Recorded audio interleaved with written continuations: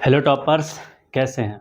तो आप लोग अच्छे होंगे और अच्छे के साथ साथ स्वस्थ होंगे और स्टडी कर रहे होंगे। अगर नहीं कर रहे हैं तो प्लीज़ आप सब हमें कांटेक्ट करिए। मैं आपको 100% स्टडी हर फील्ड का, हर वो फील्ड जो जैसे मैथ साइंस जो भी पढ़ रहे हैं उसको मैं आपको गारंटी के साथ कंफर्म कराऊंगा। तो चलिए टॉपर स्टार्ट करते हैं। 3 पॉइंट। तो आप लोग को एक बात बताया था, जो जो इम्पोर्टेंट है वो लेक्चर अपलोड है, तो देख लीजिए। 3.3 आज स्टार्ट होगा, जिसमें से जो भी है मैं वही बता रहा हूँ। तो 3 एक्सरसाइज 3.1 का 1 बस एक यही भी है, बाकी इसमें जो इसी तरीक़ा से बनेगा। अगर आपको ये नहीं आता है तो उसके लिए मैं बता दूंगा, लेकिन मैं इस चैप्टर का पूरा वीडियो चाहिए तो अलग टाइप का बनेगा। लेकिन ये अभी क्रैश कोर्स चल रहा है, आपको भी मालूम है, तो इसलिए वो सारी वो चीज़ें पढ़ा रहा हूँ जो बिहार बोर्ड में कभी पूछा है या पूछने का चांसेस है। ये सारी अच्छी क्वेश्चन है, ठीक है। तो इसलिए मैं आपको बता दूँ कि ये पूछना लाजमी है, ये सारी क्वेश्चन। तो जो दिया गया है लिख लिया जाता है, तो जो क्वेश्चन पूछेगा उसको लिख लेते हैं। तो जैसे ये आंसर में लिखना है, इसी तरह आपको दिया गया ठीक है। तो क्या दिया हुआ है, x + y = 14। इसको आंसर निकालना है। समीकरण को युग्म को प्रतिस्थापन विधि द्वारा हल करें। तो वहाँ पे आपको प्रतिस्थापन विधि नहीं बोलेगा या बीजगणित विधि, तो लेकिन हर वो चीज़ जो आपको विलोप करने वाला आता है वो बना दीजिए। जिस भी जैसे बीजगणित विधि, विस्थापन विधि, विलोपन विधि, जिस विधि से आपको आता है बना दीजिए वहाँ बोर्ड में। लेकिन यहाँ पे पढ़ना पड़ता है क्योंकि एक नॉलेज होनी चाहिए कि हर कंसेप्ट आपको नॉलेज हो, ठीक है। लिखना था, लिख लिए।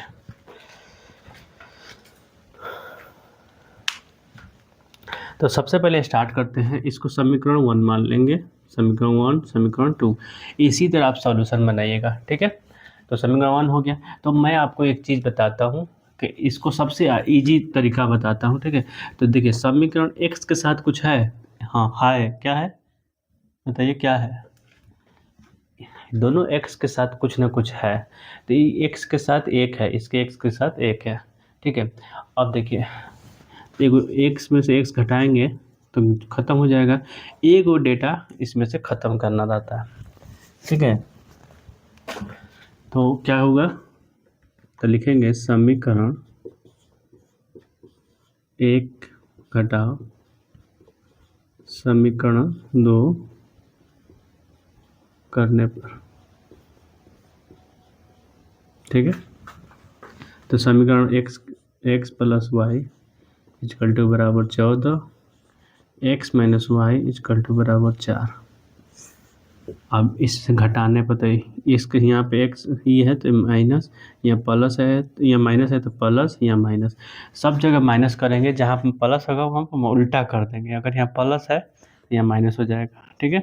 यहाँ प्लस है इसलिए माइनस हुआ, यहाँ माइनस है यहाँ प्लस, चिन्ह देंगे। अब उसको ऊपर वाला से, तो ये प्लस में है, ये माइनस हो गया, ये प्लस में है, ये भी प्लस में, तो 2y, 14 में से 4 जाएगा 10,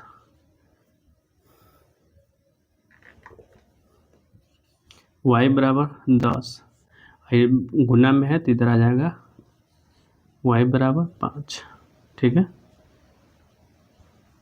अब लिखिए, समीकरण 1 में ये जरूरी है सारी ही लिखना, y के मान रखने पर, ठीक है। देखिए, समीकरण 1 में y के मान रखने पर, तो अगर y के मान समीकरण 1 क्या है, तो यहाँ पे इसके नीचे आप लिखिएगा x + y = 14। तो x नहीं मालूम है, y मालूम है, y = 5।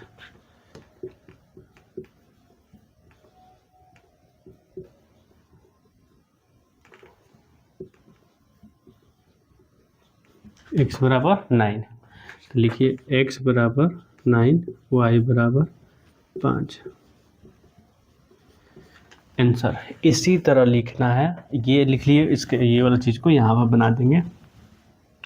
ठीक है, मैं इसलिए इतना ये आराम से बनाया हूँ कि इसी तरीका आपको बनाना है। ठीक है, तो एक चीज़ इसमें और बनाना था, इसमें और कोई VBI नहीं था बस। लेकिन आपको अगर पूछ दे एग्ज़ाम के में कि 2x + 3y = 5, 3x + 6y = 7 लिख दे, तो आप इसको सोल्व करने को दे दे।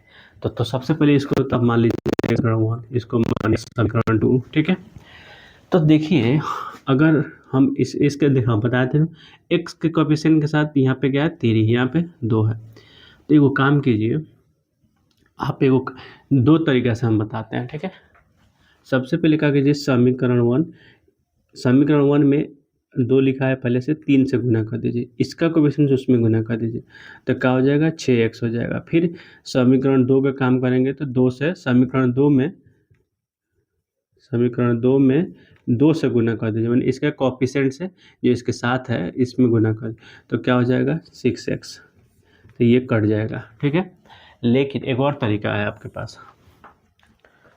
देखिए अगर इसको उसमें गुना करेंगे, उसको इसमें गुना करेंगे तब जाके आ रहा है। लेकिन अगर हम क्या करते हैं, यहाँ पे 6 है, यहाँ प्लस है, यहाँ भी प्लस है, यहाँ 6y, इसको अगर क्या करते हैं लिख देते हैं समीकरण 1 में गुना करने पर 2 से, तो ठीक है, तो 2 दूनी 4x + 6y अब माइनस समीकरण 2। ठीक है, 6 2 दूनी 6 = 5 दूनी 10, 2 से गुना हो रहा है। ठीक है, समीकरण 1 में 2 से गुना करना, यहाँ पे हो गया है, ये तो अलग वाला है। अभी इसमें 3 में कोई चीज़ से गुना नहीं होगा, + 6y = 7, ये माइनस ये कट गया, तो ये x बचा बराबर 3। ये तो आ गया। तो मेरे कहने का मतलब ये था कि तरीका होनी चाहिए, मालूम होना चाहिए कि कोएफिशिएंट को कैसे कैसे काटते जाता है। यही मैंने चीज़ सिखाया था यहाँ पे कि इसके साथ 1 है, इसके साथ 1 है, तो 1 था तो कट गया। लेकिन अगर इस पे 2 है, इस पे 3 है, तो सबसे पहले इसको गुना उसमें कर देंगे, उसको गुना इस पर कर देंगे, ये हो गया। लेकिन एक बार और जाँच करेंगे कि इस समीकरण में कोई ऐसा गुना करने पर ये प्राप्त हो रहा है, तो एक कोई अंक प्राप्त होना चाहिए, एक कोई कटना चाहिए। तो इसमें 2 से गुना करेंगे तो 2 दूनी 4 और 2 3 6, ये 6 बराबर हो जाएगा तो कट जाएगा। तो इसीलिए मैंने ये वाला बुद्धि दूसरा वाला किया। तो ये ज़रूरी है आपको जानना कि कैसे कैसे करते हैं। तो ये 3.3 का क्वेश्चन नंबर 1 का 1 है, ये इतना ही इम्पोर्टेंट है। इसीलिए अब चलेंगे 3 उसका जो आपको बताया है उसी हिसाब से पढ़ाई जाती है। तो आप नेक्स्ट क्वेश्चन बनाएंगे आपके साथ। और आपको अगर कुछ भी डाउट है तो मैसेज करिए, मेरे चैनल में व्यू नहीं आती है, कोई बड़ी बात नहीं है। और दोस्त बड़े लोगों नहीं पढ़ते हैं, क्योंकि अभी तो शुरुआत है हमारी। तो मैं आपसे रिक्वेस्ट करता हूँ, अगर आप मेरे चैनल पे आए हैं तो प्लीज़ वीडियो देखिए, अच्छे लगेगा तो ज़रूर आप मैसेज कीजिए, जो भी क्वेश्चन भेजिए मैं बना के स्पेशल वीडियो आप लोग को बना के भेजेंगे। आपसे कनेक्ट होंगे यूट्यूब पे हर जगह, बस आप एक बार कनेक्ट होइए मुझसे, एक बार मैसेज कीजिए, मैं आपके साथ हमेशा हूँ। Thank you so much.